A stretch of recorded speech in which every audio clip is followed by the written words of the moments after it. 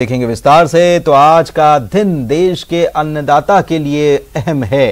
किसान सम्मेलन के बीच आज देश के 9 करोड़ किसान परिवारों को पीएम किसान सम्मान निधि की सौगात मिली। पीएम मोदी किसानों के खातों में सम्मान निधि की 7वीं किश्त के तहत 18,000 करोड़ रुपए ट्रांसफर करने वाले हैं। साथ ही प्रधानमंत्री एमपी समेत 6 राज्यों के किसानों से बातचीत करेंगे। पूर्व प्रधानमंत्री अटल बिहारी वाजपेयी के जन्मदिन के मौके पर इस कार्यक्रम का आयोजन होगा।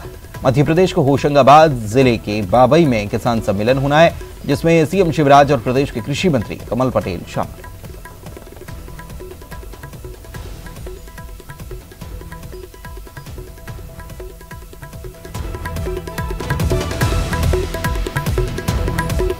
किसानों के लिए बड़ी सौगात आज मिलने वाली है और प्रधानमंत्री ने इसको लेकर ट्वीट भी किया और लिखा है कि 25 दिसंबर अन्नदाता के लिए बेहद अहम है किसानों के लिए, क्योंकि दोपहर 12 बजे वीडियो कॉन्फ्रेंसिंग के जरिए 9 करोड़ से ज्यादा किसान परिवारों को रकम ट्रांसफर की जाएगी उनके खातों में। पीएम किसान निधि की अगली किश्त जारी की जाएगी। सौभाग्य मिलेगा इस मौके पर, यह उन्होंने लिखा है। कई राज्यों के किसान भाई बहनों के साथ बातचीत करूंगा और 25 दिसंबर अन्नदाता के लिए बेहद अहम दिन है। प्रधानमंत्री ने इसको लेकर ट्वीट किया है। मनोज हमारे सहयोगी हमारे साथ इसी खबर पर लाइव जुड़ चुके हैं भोपाल से। उनसे जानते हैं कि होशंगाबाद में ये कार्यक्रम होना है, एक सम्मेलन होना है जिसमें मुख्यमंत्री शिरकत करने वाले हैं। तो क्या रूपरेखा है इस कार्यक्रम की, मनोज?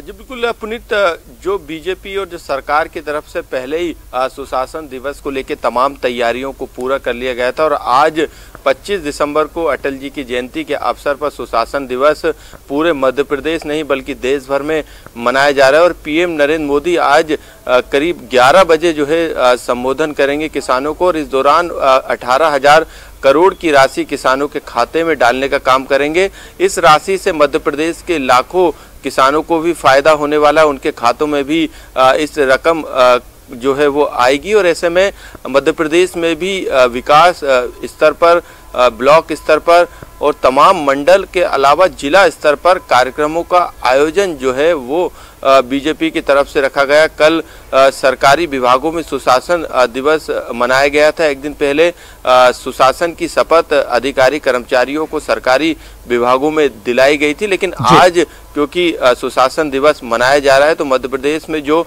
मुख्य कार्यक्रम है वो बाबई में है। सीएम शिवराज सिंह चौहान इस कार्यक्रम में शामिल होंगे, साथ में कृषि मंत्री साथ में रहेंगे और वहां पर किसानों को जो है संबोधित भी सीएम शिवराज सिंह चौहान इस दौरान करेंगे। साथ में पीएम का जो संबोधन होगा उसको सुनने का काम भी वहां पर किसानों के बीच में किया जाएगा। जी मनोज, एक बात और कि चिट्ठी जो कृषि मंत्री ने लिखी थी 3 कानूनों को लेकर, वो चिट्ठी भी बांटी जाएगी। बीजेपी इसके लिए सक्रिय होगी कि चिट्ठियां पहुंच गई, प्रधानमंत्री का एक पत्र भी साथ में है, तो ये इसको लेकर भी मतलब ये मौका जो है बीजेपी के लिए है और इस मौके के तहत ये चिट्ठी बांटने का काम भी बीजेपी आज करने वाली क्या? बिल्कुल पुनीत, आपने सही कहा, क्योंकि जिस तरीके से कल न्यूज़ 18 ने बताया था कि जो चिट्ठी है जिसमें कृषि मंत्री की वो तमाम बातों का 8 पन्नों में जिक्र है, वो चिट्ठी के साथ पीएम नरेंद्र मोदी का संदेश किसानों के नाम उसको छपवाने का काम मध्य प्रदेश बीजेपी की तरफ से किया गया था और मुख्यालय में इन तमाम चिट्ठियों को रखा गया था। अब ये चिट्ठी जो है, क्योंकि ये कार्यक्रम मध्य प्रदेश में बड़े स्तर पर किया जा रहा है, विकास खंड के स्तर पर किया जा रहा है, मंडल स्तर पे किया जा रहा है, जिला स्तर पे किया जा रहा है, क्योंकि जिला बीजेपी के जितने भी मुख्यालय वहां पर इस कार्यक्रम को आयोजित किया जाएगा और पीएम नरेंद्र मोदी जब संबोधित करेंगे तो जो बीजेपी के नेता जो पदाधिकारी हैं वो किसानों के साथ बैठकर पीएम मोदी का संबोधन सुनेंगे वर्चुअली। तो ऐसे में उस दौरान ये चिट्ठी जो है वहां पर जो छपवाई है बीजेपी पार्टी के द्वारा वो किसानों के बीच में बांटी जाएगी। किसानों को बीजेपी के नेता उस दौरान इस बात को भी समझाएंगे कि इस चिट्ठी में जो तमाम जो भ्रांतियां फैलाई जा रही है उसको दूर किया गया है। एक बार आप चिट्ठी को पढ़ लीजिए और चिट्ठी को वहां पर बीजेपी के नेता पढ़कर भी सुनाएंगे। जो अशिक्षित किसान है उनको पढ़ के भी चिट्ठी को सुनाया जाएगा। तो पूरा जो कार्यक्रम था वो अब शुरू होने वाला है। 11 बजे से ये पूरा कार्यक्रम सुशासन दिवस के अवसर पर पूरे मध्य प्रदेश में बीजेपी के द्वारा मनाया जा रहा है। किसान सम्मेलन कार्यक्रम हर विकास खंड के स्तर पर, जिला स्तर पर, मंडल स्तर पर और प्रदेश स्तर पर मुख्य कार्यक्रम बाबई में, जिसमें सीएम शिवराज सिंह चौहान और कृषि मंत्री कमल पटेल शामिल हो रहे हैं, वहां पर किया जा रहा है। तो पूरा प्लानिंग पहले ही कर ली गई थी। सरकारी विभागों में सुशासन की शपथ कल दिला दी गई थी, लेकिन आज किसानों के बीच में जाके बीजेपी जो कृषि बिल है उसके फायदे गिनाएगी और वो चिट्ठी भी बांटेगी। मनोज, चिट्ठी बांटने का काम कर रही है बीजेपी, चिट्ठियां छपवाई गई हैं। कल हमने देखा कि एक बड़ा सा लॉट आया था, लेकिन 3 कृषि कानूनों को लेकर बीजेपी, मध्य प्रदेश बीजेपी खास तौर पर ये बार बार दावा कर रही है कि मध्य प्रदेश के किसानों को कोई भ्रम नहीं है, मध्य प्रदेश के किसान आंदोलन में शामिल नहीं है, मध्य प्रदेश के किसानों को पता है कि ये 3 नए कृषि कानून कितने फायदेमंद उनके लिए हैं। उसके बावजूद आखिर क्या वजह है कि इस चिट्ठी को बांटने की जरूरत आन पड़ी है? जी बिल्कुल, क्योंकि मध्य प्रदेश सरकार की तरफ से किसानों के बीच में ये मैसेज बार बार पहुंचाया जा रहा है, क्योंकि किसान जिस तरीके से आंदोलित हुए हैं उसमें मध्य प्रदेश के किसान शामिल ना हो, इसको लेके तमाम कोशिश बीजेपी सरकार की तरफ से लगातार की जा रही है। और यही सबसे बड़ा कारण है कि मध्य प्रदेश में जो नए कृषि बिल हैं उसके तहत कार्रवाई भी ग्वालियर समेत कई जिलों में लगातार व्यापारियों के खिलाफ की जा रही है। जो किसानों की खरीदी करने के बाद भाग जाते हैं उनके खिलाफ इस कृषि बिल के तहत अब कार्रवाई भी मध्य प्रदेश में शुरू हो गई। ये संकेत देने की कोशिश की जा रही है कि कृषि बिल से कितना फायदा है, क्योंकि यदि मध्य प्रदेश के किसान भी आंदोलित हो जाते हैं और यहाँ से वो कूच करते हैं अपने दूसरे किसानों के पास, तो ये एक मैसेज गलत जाएगा। और यही कारण है कि मध्य प्रदेश के किसानों को शुरू से ही बीजेपी सरकार की तरफ से लगातार समझाया जा रहा है, उनको कहीं ना कहीं उस बिल के फायदों के बारे में बताया जा रहा है, किसान सम्मेलन किए जा रहे हैं। लगातार सीएम शिवराज सिंह चौहान भी इसी कोशिश में है कि किसान किसी तरीके से भ्रम में ना रहे। और ये भ्रम की जो स्थिति बनी है, जो बार बार बीजेपी के नेताओं के द्वारा की जा रही है, तो ऐसे में उन भ्रम की स्थिति को दूर करने का काम बीजेपी यहाँ पर कर रही है। क्योंकि बीजेपी का ये मानना है कि जो तीनों जो बिल हैं उसके बारे में किसानों को पता नहीं है, उन तक जानकारी गलत कांग्रेस के नेताओं के द्वारा, कांग्रेस के कार्यकर्ताओं के द्वारा बताई जा रही है। ऐसे में उस भ्रम की स्थिति को दूर करने के लिए तमाम कोशिश की जा रही है, ताकि किसान किसी भी गलतफहमी में, भ्रम की स्थिति में आंदोलित ना हो सके। और यही सबसे बड़ा कारण है पुनीत की मध्य प्रदेश में एक भी जगह पर प्रदर्शन नहीं हुए। हालांकि राजधानी भोपाल में किसान नेताओं की तरफ से एक कोशिश की गई थी, लेकिन वहां पहले सख्ती ना तो उस आयोजन की अनुमति दी गई और पुलिस ने सख्ती भी वहां पर दिखा दी थी। ये हमने देखा, भोपाल में कोई किसान ना पहुंच पाए, इसके लिए बाकायदा सीमा तक को सील कर दिया गया था कि कोई किसान प्रदर्शन करने ना पहुंचाए। शुक्रिया आपका इस जानकारी के लिए मनोज।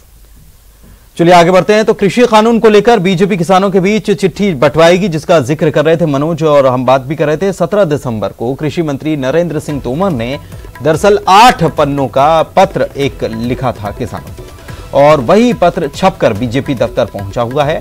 पीएम के संदेश पत्र भी आ चुके हैं और इसको अब बीजेपी किसानों के बीच बांटने का काम करेगी।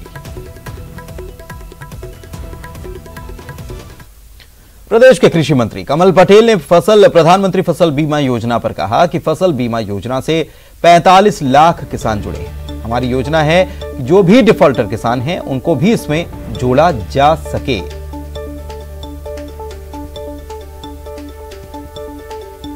उत्तर प्रदेश का किसानों का जो फसल बीमा होता है उसको हमने एजेंसी बनाया है। एक भी प्राइवेट कंपनी इस बार नहीं है। भारत सरकार की एग्रीकल्चर इंश्योरेंस कंपनी है, उसको दिया 31 दिसंबर तक रबी का बीमा हो सकता था, उसका समय है। उसके प्रचार प्रसार के लिए सभी जिलों में 2-2 गाड़ियां भेज रहे हैं, जिसकी शुरुआत आज हुई है, सब संभागों में जाएगी।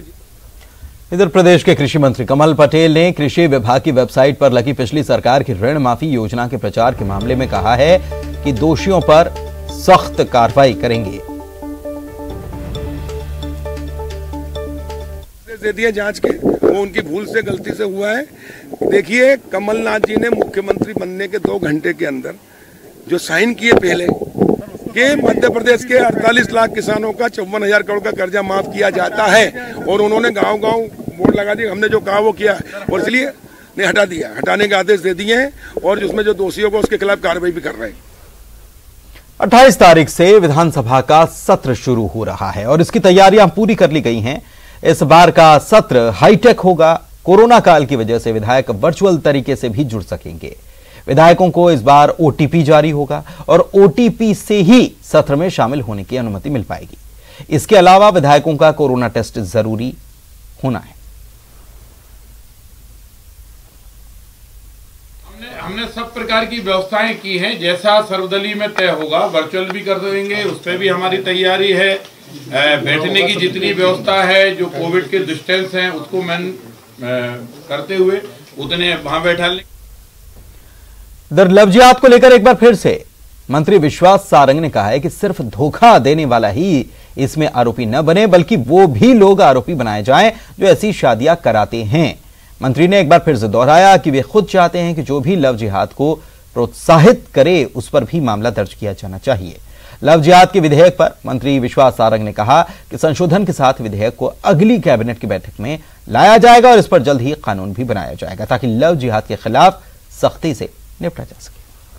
जिहाद के मामले में मध्य प्रदेश सरकार कठोर कानून ला रही है और मैंने भी अपनी बात रखी है। मेरा ये मानना है कि लव जिहाद में जो लव जिहाद को प्रोत्साहित करते हैं उन पर भी कार्रवाई होनी चाहिए, क्योंकि ऐसा देखने में आया है कि लव जिहाद केवल एक लड़का या व्यक्ति ही नहीं करता जो किसी लड़की को बहला फुसला कर। इंदौर से बड़ी खबर आपको बता रहे हैं।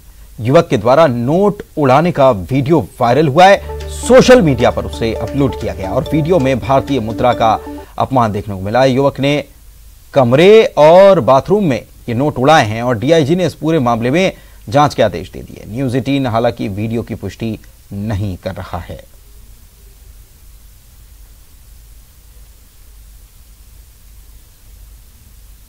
है अगर असली नोट है तो ये मुद्रा का अपमान है। उसमें संबंधित थाना पर इस मामले की जांच करेंगे और संबंधित व्यक्ति की पहचान करके उससे पूछताछ की जाएगी।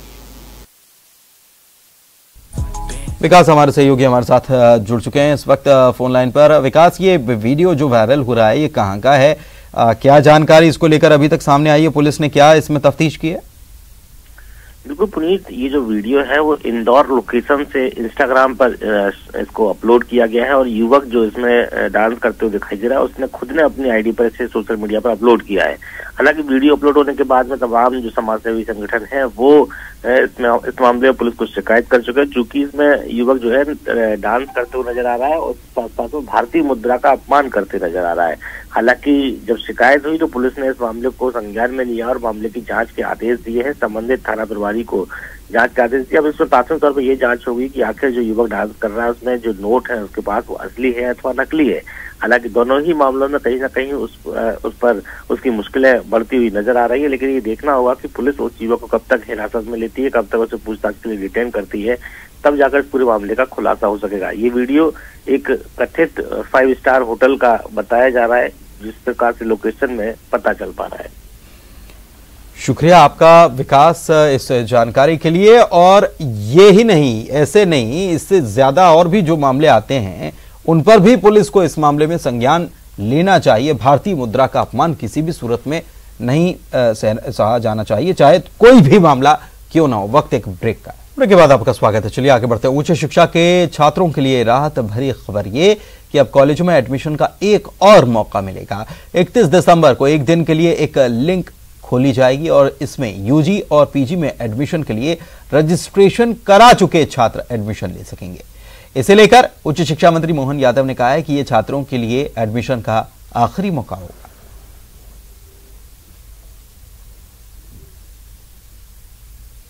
खास करके विवेकानंद केंद्र के माध्यम से और छात्रों के खासकर अपने अभिभावक स्कीम लागू की है कि हमारे अपने 50 बच्चों पे एक प्राध्यापक की नियुक्ति कराते हुए उसके वो पूरे गार्जियन की तरह भूमिका अदा करेंगे, ताकि भविष्य में बच्चे को जिस रुचि में पढ़ने की है वो पढ़ने के लिए भी रहे और उसको करियर बनाने के लिए मार्गदर्शन देने के लिए प्राध्यापक उससे खुल करके चर्चा कर पाएंगे। मैं उम्मीद कर रहा हूँ आने वाले समय में हमारे अपने जितने महापुरुष है, जैसे आपकी जानकारी के लिए झांसी की रानी के लिए सुभद्रा कुमारी चौहान ने कविता बनाई जिसके माध्यम से वो दुनिया भर में अमर हुई है। हमारे अपने और भी महापुरुष है, रानी दुर्गावती, बिरसा मुंडा, विक्रमादित्य, भोज, ऐसे महापुरुषों को सामने रख करके इनमें उच्च शिक्षा विभाग के माध्यम से हिंदी की कविता, गद्य और इस प्रकार से आयोजनों को भी हम प्रेरित कर रहे हैं।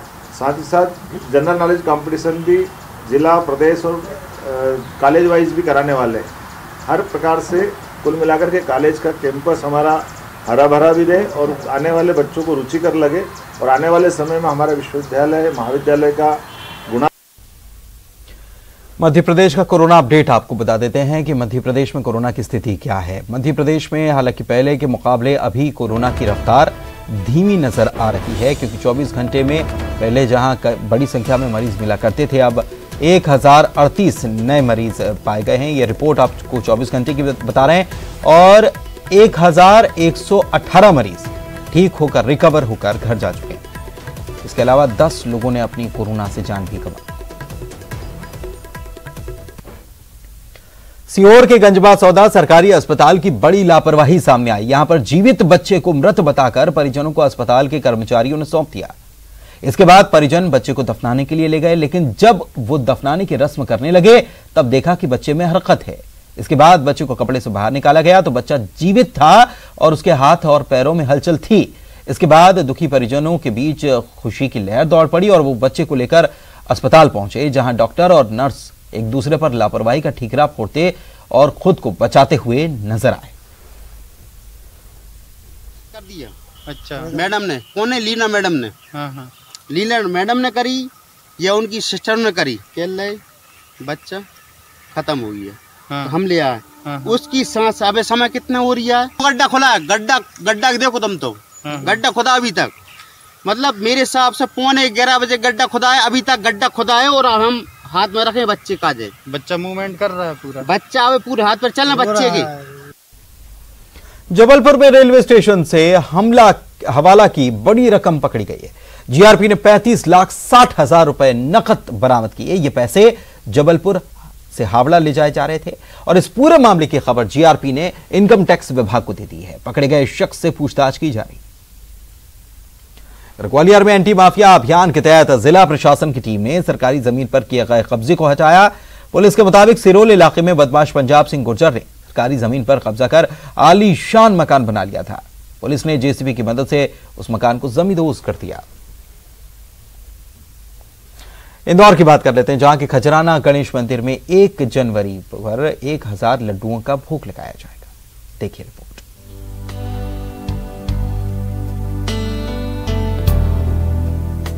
इंदौर के प्रसिद्ध खजराना गणेश मंदिर में 1 जनवरी को 11,000 लड्डुओं का भोग लगाया जाएगा। 31 जनवरी की रात और 1 जनवरी को खजराना मंदिर में बड़ी संख्या में श्रद्धालु हर साल यहां दर्शन करने को आते हैं। ऐसे में इस साल भी मंदिर में बड़ी संख्या में श्रद्धालुओं के आने की उम्मीद है। मंदिर प्रबंधन ने इसे लेकर तैयारियां शुरू कर दी हैं। मंदिर प्रबंधन के मुताबिक किसी को दिक्कत ना हो, इस लिहाज से कालिका मंदिर की तरफ से श्रद्धालुओं को प्रवेश दिया जाएगा। वहीं गणेशपुरी कॉलोनी की तरफ से श्रद्धालुओं को बाहर निकाला जाएगा। कोरोना संकट के बीच गर्भगृह में प्रवेश पर पाबंदी लगाई गई है। यही नहीं, मंदिर की तरह जाने वाली कुछ सड़कों को वन वे किया जा रहा है। कोरोना प्रोटोकॉल के तहत 4 स्टेप में भक्त भगवान गणेश का दर्शन कर पाएंगे।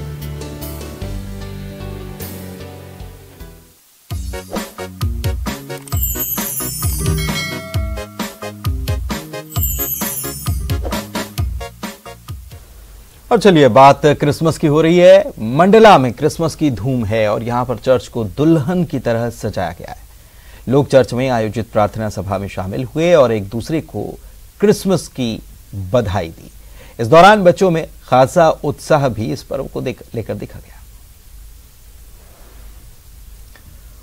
और इसी के साथ इस बुलेटिन में इतना ही। नमस्कार।